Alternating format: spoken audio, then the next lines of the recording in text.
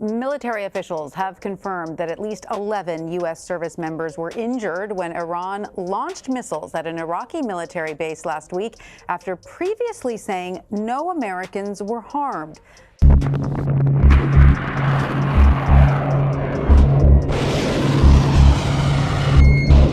At 0213 local time, a blast door buried inside a mountain in western Iran swung open 60 centimeters, held for 4 minutes and closed again.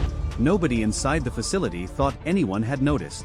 They were wrong by 11 days. The Zagros mountain range runs for about 1,000 miles along Iran's western spine, and inside it, at depths the Iranians have spent 30 years perfecting, sits one of the most elaborate underground weapons networks ever built. Iran calls them missile cities. The United States military calls them, in the flat bureaucratic language of targeting folders, hardened, deeply buried facilities. There are believed to be somewhere between 20 and 30 of them, each one a labyrinth of reinforced concrete tunnels bored into limestone bedrock, designed to survive everything short of a nuclear weapon. They hold Iran's strategic reserve of ballistic missiles. They hold the launchers. They hold the fuel. They hold the crews. And they are designed around a single, very simple premise. You cannot kill what you cannot find. The Americans had a different idea. The RQ-4B Global Hawk, the surveillance drone most people have heard of, costs around $220 million per aircraft and can loiter for 30 hours at 60,000 feet. It is, by most measures, an extraordinary machine. It is also not the aircraft that was watching the Zagros range on the day operational targeting analysts in Nevada flagged a mountain southwest of Khorramshahr for closer attention. The aircraft on station that morning was something the Air Force has never officially named and Northrop Grumman has never officially confirmed. Open-source defense literature describes it as the RQ-180, a flying wing design with a wingspan north of 130 feet, a radar cross-section measured in fractions of a square meter, and the endurance to loiter for 24 hours at altitudes conventional radar cannot cleanly resolve. It carries a sensor suite optimized for watching what people do when they believe, with complete confidence, that they are not being watched. The analysts called the site Ridgeline 7. It had been flagged as low priority for close to a decade. One facility in a network of dozens. Nothing unusual in the imagery. Nothing unusual in the thermal pattern. Nothing that would make you pause. Until the third pass of the week produced an image that made an analyst operating under the call sign Whiskey 6 pause her cursor and tilt her head. The synthetic aperture radar return on a 12-meter section of cliff face had changed between passes. Not the mountain.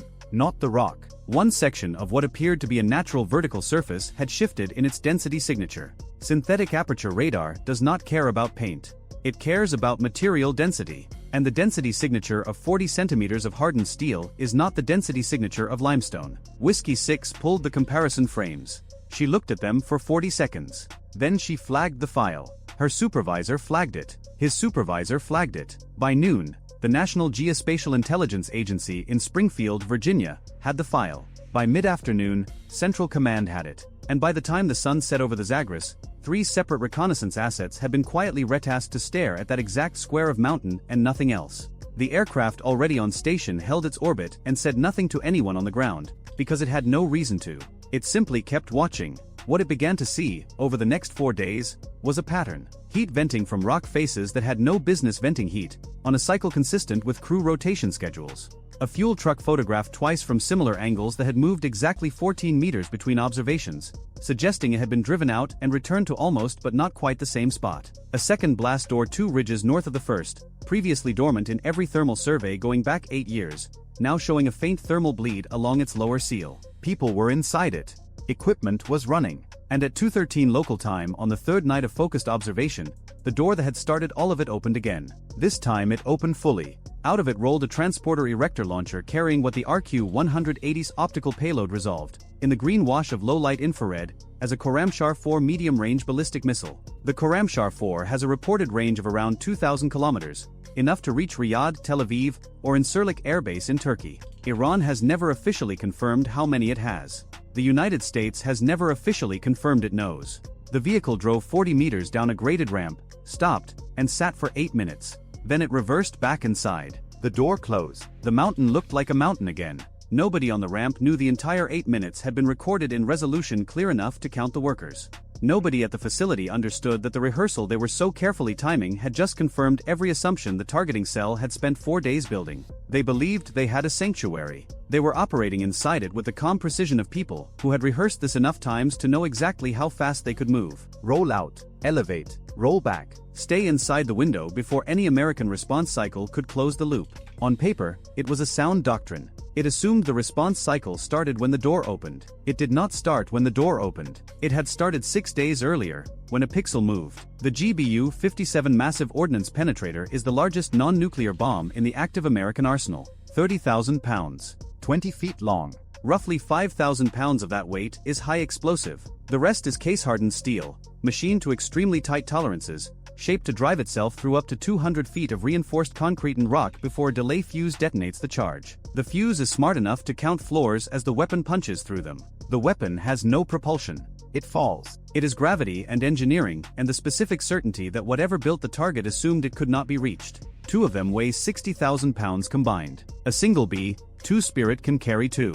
The B-2 operates from Whiteman Air Force Base in Missouri. It has a range of more than 6,000 miles without refueling, and with aerial refueling from KC-46 tankers, it can reach anywhere on the planet from a runway in the American Midwest and return to a hot meal and a cold briefing room in under 40 hours.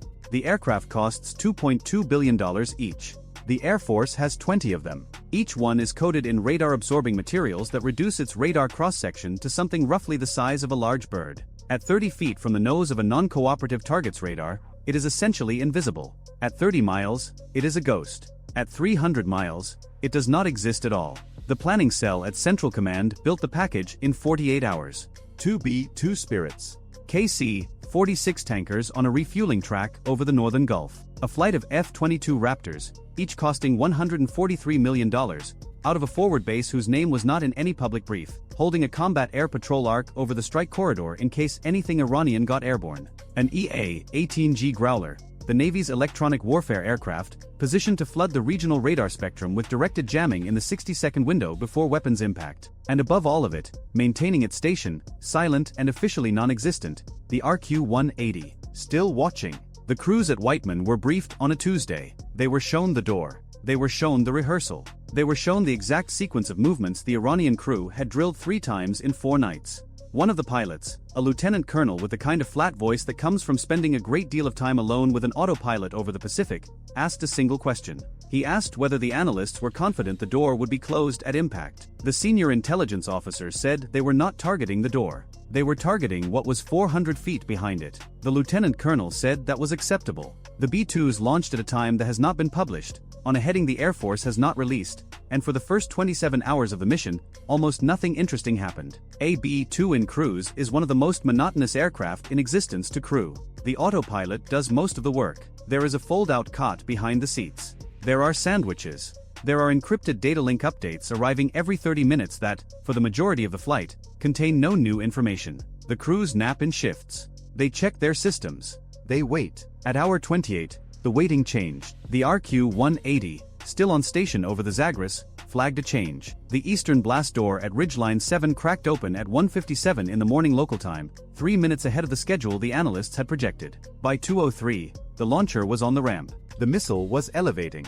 And one of the fuel technicians in the back of the frame was doing something the analysts had not seen in any of the 3 previous rehearsals. He was attaching a fueling line. This was not a drill. Whether the crew at Ridgeline 7 was actually preparing to fire a ballistic missile at a specific target that morning, or whether this was an extremely realistic rehearsal that happened to include live fueling procedures, would never be established with certainty. The window for that particular inquiry closed at 2:11 local time, when the lead B-2, by then 86 nautical miles from the release point, opened its bomb bay. There is a specific quality to the 4 seconds a B-2 weapons bay stays open during a strike that no crew member has ever described publicly in any detail. The aircraft is engineered, at enormous expense and across every surface and duct and panel, to be invisible. It succeeds. And then it has to open a gap in its belly the size of a school bus. For those seconds, every radar-absorbing surface in the world does not matter. The aircraft exists. Not for long. Not long enough, at that altitude and speed, for any ground radar to do anything useful with the information. But it exists briefly, as a real object in a real sky. The bay was open for 4 seconds. Both weapons released cleanly. The bay closed. The B-2 banked left and began a long fuel-efficient arc back toward its tanker track. By the time the bombs were 2 miles below the aircraft, the crew was already thinking about refueling. The weapons took 88 seconds to reach the mountain.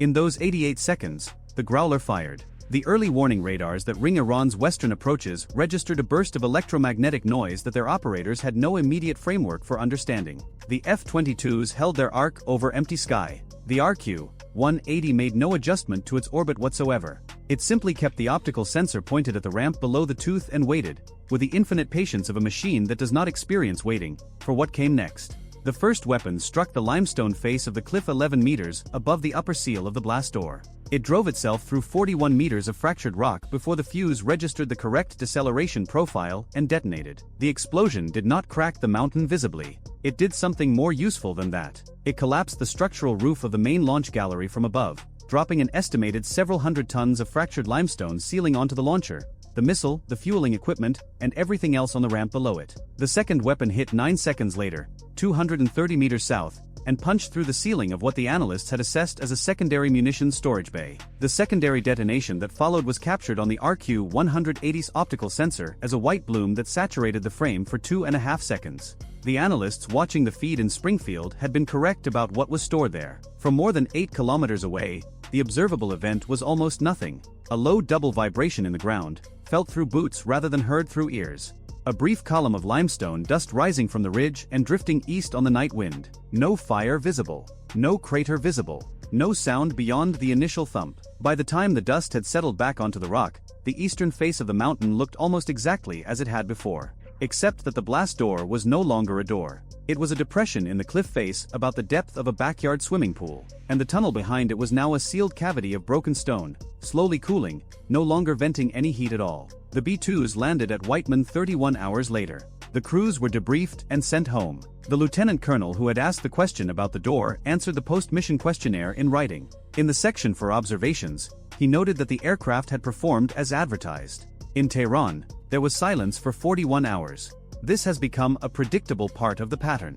The Iranian government does not acknowledge strikes on the missile cities until commercial satellite imagery from companies like Planet Labs and Umbra Space, which operates synthetic aperture radar satellites on a 24-hour revisit cycle, makes denial pointless. The before and after imagery appears on open-source defense platforms within 72 hours of a significant event. The before image shows a mountain. The after image shows the same mountain. Analysts with good monitors and careful eyes can find the difference. By the time the images circulate through defense Twitter and land on cable news channels, the official Iranian statement has already been drafted. It will use words like resilience and steadfastness. It will not use words like collapsed ceiling or buried launcher. The word resilience has been carrying an extraordinary amount of weight. What the imagery cannot show, and what no official statement has ever attempted to address, is the specific arithmetic of what a single strike removes from Iran's strategic equation. Mobile launchers are the bottleneck of Iran's ballistic missile force.